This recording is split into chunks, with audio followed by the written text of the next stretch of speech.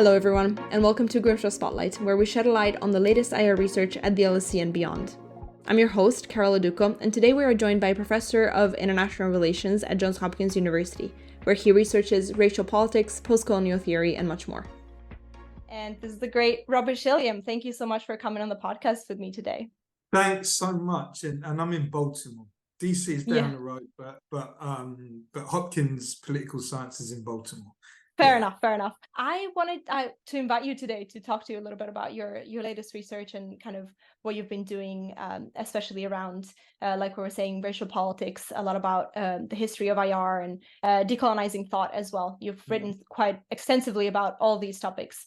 I want to start off with kind of discussing a little bit about your book that you published in 2021, which is called Decolonizing Politics, and it is a guide for undergraduate students, where you discuss a lot the importance of decolonizing knowledge. And you do it in a very interesting way, where you kind of, your methodology is sort of around a kind of a contrapuntal reading. So basically taking thinkers that are more at the margins of the discipline and bringing them to the forefront. And you go a little bit further than that by going to and engaging them in a dialogue with some of the canonical thinkers in IR and even beyond, going into, Western political theory and also philosophy more broadly. So I was wondering, first of all, why you chose this approach, and also how does this help us to challenge and to decolonize knowledge and think beyond the claims that we often assume as kind of universal or innate? That's a very good question, man. There's a tendency for people to think that when you do all the decolonizing stuff, that you're on another planet, and it's totally weird and wonderful, and you can go and visit it, but you can always come back to where you're comfortable with, right? Of course, some people live on that other weird and wonderful planet, but just bracket that for a second. The book is about decolonizing politics, meaning the study of politics, right?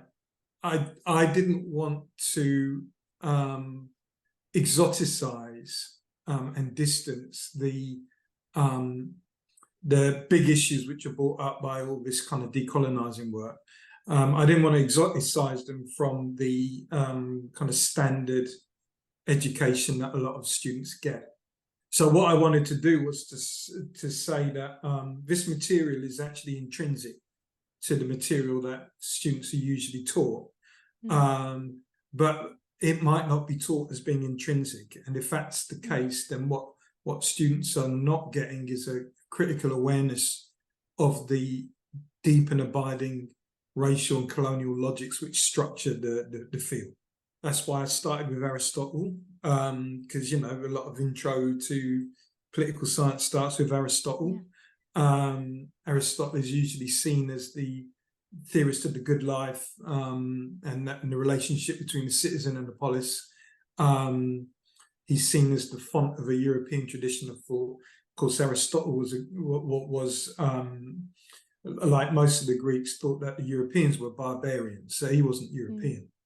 And what's more, Aristotle was trying to think about the relationship between the citizen and the polis in a context of multiple inter-imperial warfare, and so the usual idea we have about the good life, the citizen and the polis, doesn't include other kind of characters on the stage like immigrants, women, slaves, and other forces such as violence, hierarchy, empire. And so, the first part of the book is to say, if you do want to start with Aristotle, then all the materials which usually are exoticized away from the heart of the field actually are right there. Now, does that mean that Aristotle's understanding of the ethnos is the same as the understanding of race, which starts to form around the 1500s? Probably not. But that's not the point. The point is that if we're talking about major claims about the logics, the concepts and the categories which constitute the field, then these logics, then these imperial, colonial and racial logics are actually there at the heart of the field. And so each of the other chapters kind of takes, a major theorist, whether that be Immanuel Kant or Lucien Pye in comparative, or Martin White in international relations, and then kind of puts them up, like you said. First of all, looks at the imperial and racial context in which they're writing, then tries to figure out what the logics of those contexts which get imbued in their thought, and then brings an alternative which looks at the same issues but through different logics, or logics which seek to be different to the kind of racial colonial hierarchies and segregations. So yeah, that's the kind of, so it's basically to say, let's not go to another planet, let's start where we are. Yeah, I think that's fascinating. And especially, I'm very fascinated by some of the work that you've done in thinking about the beginning of IR as well, and the work that you've done with thinking about, for example, Morgenthau, and the way that he approached IR, and the importance that actually race had in his thinking and in his writings as well. You talked about this on a podcast actually quite recently, the Undiplomatic podcast, which I recommend all of our listeners to go and listen to. It was a great episode. Could you kind of maybe talk a little bit about how race is central, or in your opinion is and has been central to IR as a discipline, and how the approach to race in the discipline has changed over time? Yeah, no, I mean, so there's a lot of people who have done work to recover the kind of imperial origins of the field, whether it be in the US or in South Africa or in Britain, and now people are doing it in Australia as well. So basically all the Anglo world except for India. So certainly up until Second World War, IR was a applied studies, war and peace applied to imperial administration. Mm-hmm. And of course, applied to imperial administration means that the the mitigation of war and the suing for peace all has a racialized logic, right? And in many ways, that kind of formative history of the field actually was somewhat unknown, not entirely, but somewhat unknown to a lot of the scholars who kind of restarted the study of race in IR in the kind of late 80s, early 90s, which is very interesting. And hopefully I'll get to the reason why it's interesting. When they did their studies, most, not all, but most of them saw a field which had absolutely nothing to say about empire and race, and in fact, apparently had never had anything to say about empire and race.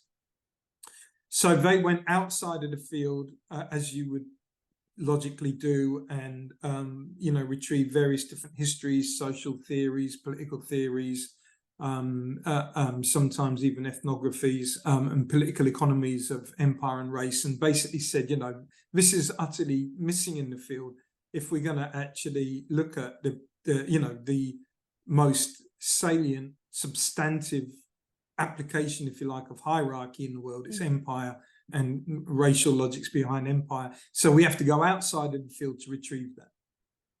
Then after they'd started doing that, another bunch of scholars went to the, beginning of the, late 19th century, early 20th century, and said, oh, shit, look, actually the whole field began like this. Wow. So then it feels as if, after the Second World War, all of that, especially with the Shoah, all this talk about eugenics and race and empire was kind of, outlawed. And so people stopped talking about race. And then it took a bunch of scholars in the kind of late 80s, early 90s to resurrect that. But that's actually not true either. And people like Morgenthau, even John Hertz, the guy who coined the phrase security dilemma. John Hertz, in fact, had his first proper job at Howard University, which is the historically black university in Washington, D.C. And he formulated his theory of security dilemma there in close relationship with people like Ralph Bunche and others who were talking about the out group within, so to speak, which was black people in the US with Jim Crow. So in fact, John Hertz fashioned one of the key conceptual framings of IR, the security dilemma, by bringing together a theory of Nazism and a theory of Jim Crow. So Morgenthau then, he writes one book on kind of Eisenhower and American foreign policy. And then the next book he writes is he frames it in terms of the challenge that the Black freedom struggle poses to the Cold War struggle. And that book is called The Purpose of American Politics, and it's probably his first most serious attempt to turn his German theory of realism into an American theory of realism. And that theory of realism is predicated upon the long and unfinished history of abolition. And he relates that to the question of the Cold War and the fact that the struggle in the Cold War is not a quantitative struggle over military capabilities, but it's actually far more deeply a qualitative struggle over the kinds of freedom that newly independent countries might want to veer towards, either the US or the USSR. And of course, in that respect, the race record in the US is quite deleterious to US interests.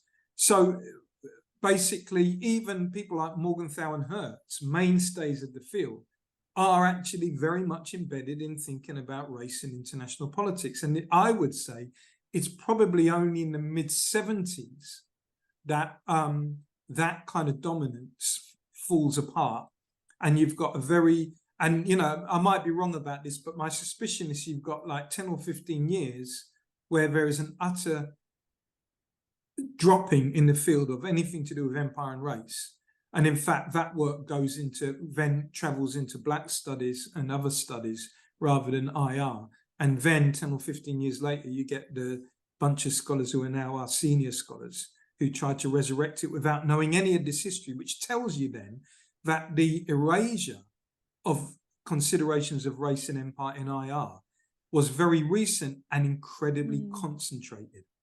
It can't have been, so therefore it can't have been, it must have been intentional. And I hate to say that. I don't mean that in a conspiratorial way. I just mean it was so concentrated, there must have been a reason for doing it. Yeah. I think that's really fascinating. And but for now, I want to touch on something that you just brought up, is talking about abolition and the continuation of the abolitionist struggle. That you talked about it in the context of the Cold War, but you've also kind of done quite a bit of extensive research in terms of the Rastafari movement. I'm curious about your thoughts on how the Rastafari call for reparations kind of extend beyond the individual to become kind of a global justice issue. And what forms of reparative justice do you see as necessary for addressing historical injustices, or how do Rastafari intellectuals see these? Yeah. Oftentimes people take cultures of resistance and creative survival.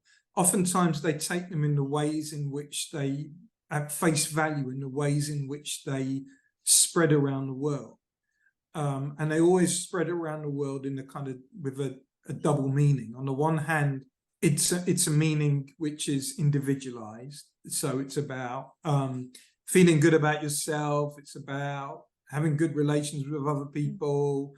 It's usually something about love, all that kind of stuff, right? Sure. But then the double meaning is always that is collectivized and historicized. So, for example, the very famous phrase that Bob Marley popularized, "One Love," is initially a phrase which is one black love, right? And one black love doesn't mean not one love, but it's very similar to saying, if you think that all lives matter, then you must, as a predicate, believe that all black lives matter. The two are not antithetical, but you can't just have all lives matter in this context, in this structure, without the predicate that black lives matter. So these kind of things become popularized, which is how they should be. But they're deeper, the deeper struggles, collective struggles, which they're part of, become oftentimes eviscerated from them. And in doing so, the knowledge traditions which they're embedded in also become invisibilized. So that's the kind of thing that I'm trying to do with Rastafari as a as a resource to thinking about global politics, global justice, political economy, reparations. You mentioned reparations. I think there's a lot of mystique about that. If you wanted a world of global justice where everybody was accorded the same safety net, everybody was accorded the same opportunities, everybody was accorded the same protections, what you would actually have to do is undertake a set of reparations which were targeted at specific groups. Do you get what I mean? So reparations is very mystified, but in actual fact, if we want universal security, if we want collective security, if we want international morality, right, then we need reparations. It's incredibly simple. And it's not even, you know, again, it's not about going to Mars and finding something weird and wonderful on Mars. Even the basic understandings that we might have about what social security is, what a safety net is, what welfare might be, what opportunity and advancement might be. And if we have the same basic understanding of that when it comes to a universality of application, that's that. That requires reparation for the afterlives of slavery, the afterlives of imperial rule, of all the wars ongoing still today. Do you get what I mean? Sure. It's really, and so again, you know, one love was initially one black love. One black love is not partial. It's what's required for one love. Yeah. That makes a lot of sense, I think. And you were talking a little bit about, you know, you talk more generally, obviously, of the ideas of Rastafari and where they come from and kind of how they're engaged with on a more broad level. And I'm interested in knowing a little bit more about specifically political economy and how that is also issues of reparations and things like that, how you've been thinking about them, especially in light of your upcoming book. I know you haven't written it yet. It's coming out in 2024. So, you know, it's not fully ready yet, fully fleshed out, but I'm curious about what you've been researching on and whatever you can tell me about that. Well, I guess part of it is somewhat kind of specific, and it's about the way in which we usually teach political economy and divide up the political, or make a chronology out of the political economy tradition. One of the ways in which we oftentimes do it is to say something like this: there was the classical political economists, those guys, you know, Adam Ferguson, Smith, James Stewart, you know, all these Scots, were mainly talking about conjectural history. In other words, they were saying, you know, probably humanity developed in stages, and probably there was a primitive stage of hunter-gathering, then there was an agricultural stage, then there was a blah, blah, blah, and then there was a commercial stage, which is the stage we're in now. And, you know, can we still have a ethical society which allows people to pursue their virtues in a commercial society which is based on individual interests, or something like that, right? And then they say, you know, someone like Marx comes along, and then Marx is a break. And Marx is a break because he's saying, you know, screw the virtues and screw the speculation. I'm gonna give you a materialist a theory of capital, which explains to you, you know, what its the fundamental nature of its relationship is, and that's capital and labor, that's exploitation, and that's accumulation, right? I'm thinking that there's a different break, although break is probably the wrong word, which is about abolition. All the Scots were all abolitionists. Adam Smith was an abolitionist. All of them were writing in an era where abolition was a major theme, if not the biggest theme in commercial society, certainly from the 1780s to the 1820s or 1830s.